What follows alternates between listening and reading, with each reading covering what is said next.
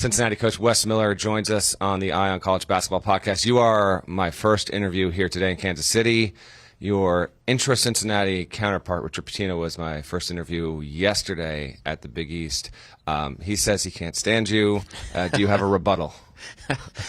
That means that his fans at Xavier are going to like him a lot. That's correct. It's a good answer for him. No doubt about it. I have no rebuttal other than I actually like Richard. Is that okay to say? Yeah, I mean, listen, it's your rivalry. It's whatever you say. I like Richard. It doesn't mean that I feel like, let's just say I still want to win the crosstown shootout. It would actually be headline news if you said you didn't. So yeah, there you go. If you want to go that way, but no, I've known Richard a long time, and the question is, are we still going to like each other? After the crosstown shootout? That'll be the real question. Do you think you could manufacture, actually, knowing Richard, maybe just manufacture some real drama in the lead up? He's very active on Twitter, by the way. I mean, I don't know if you have that kind of social media game, but maybe you really just, get the juices going. And I don't want to have that kind of social media game. I don't even think I think I have a rule that I don't open Twitter from the first game until the end of the season. So no, it will not happen on Twitter. I do happen to like that rule. Let's talk about you. Let's talk about your team. What have you seen, particularly, as we've gotten into preseason the past 3-4 weeks? Take us into your practices, into your meeting rooms. What's different about this team from your previous ones? And what's the scouting report as we head into the start of the season? Yeah, well, from day one this summer with practice, not just preseason, we've emphasized three things on the floor, and that's our pace on both sides of the ball. We're trying to be connected and, not just saying it, but being intentional about that. And then we're trying to be very aggressive. So whether it's a pick and roll coverage, whether it's an offensive action, we want to make aggressive mistakes. We're okay with mistakes, but we're going to do them very aggressively. And the guys have kind of bought into that, and we've kind of started with the foundation there in the summer, Matt. We built on it through the preseason, and we've been kind of layering things into it with detail as we've gone forward.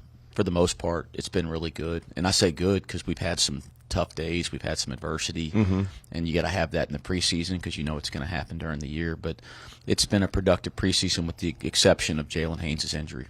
Okay. Let's just go back just a little bit. I know you've talked about this with local media, but lead up to the season, let's just address, obviously, the biggest event that happened to your program over the offseason. Jizzle James no longer with the program.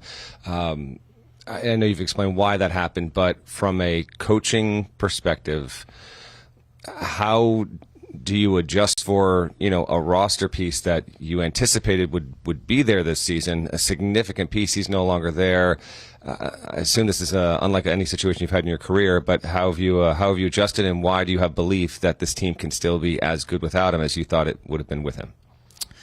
Well, yeah, the details of Jizzle James' situation are so personal. I'm not going to address them in the media in any way with anybody as much as I like you. I understand. We're not going to talk about it. But from a basketball standpoint, we have a ton of depth at guard.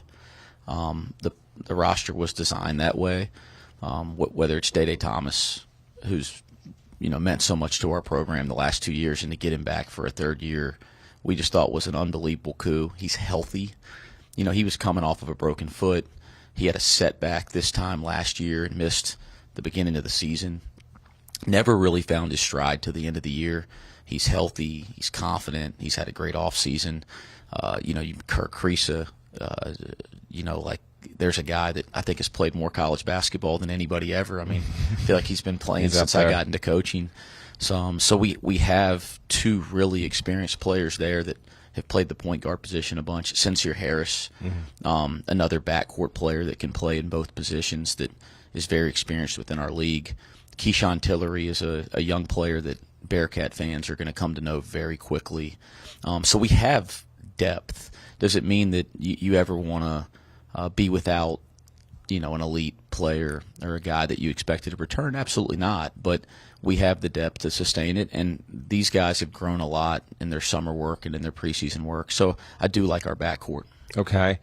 Broadly speaking, what do you have intentions on doing as a program runner, program builder It's obviously a very big year for you. You know how intense that fan base is, and I know you're just dying to break into the NCAA tournament. So, roster pieces aside, are there any things that you've thought about, that you went and sought counsel from people in basketball or outside of basketball, that, okay, I know we've gotten close, you've had some injuries, there's been other things that have impacted it, but that you're going to tweak your approach a little bit this year because you know it's such a crucial year for you?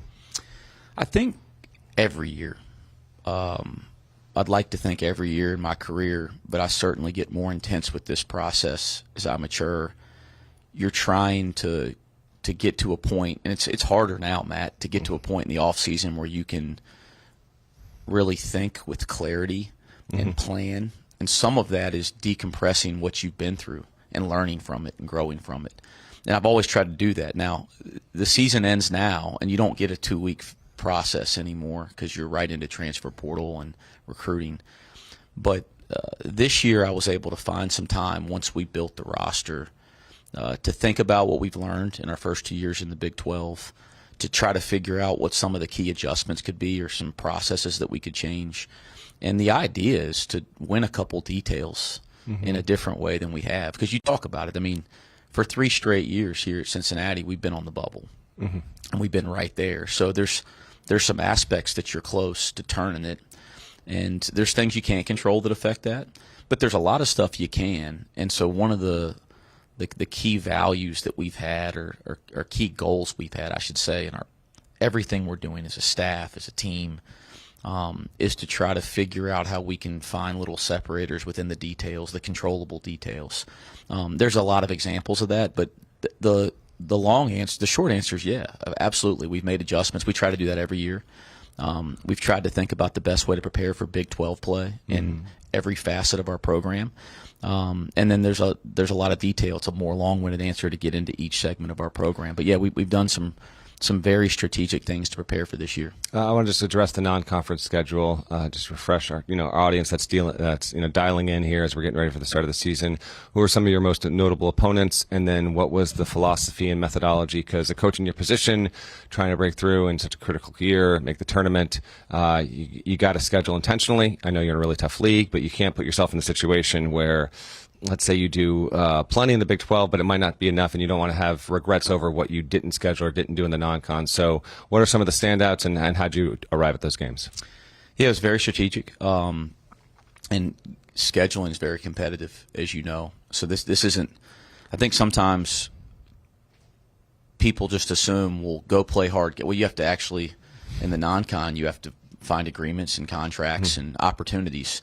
So scheduling is its own – matrix in its own way, right? It's very difficult.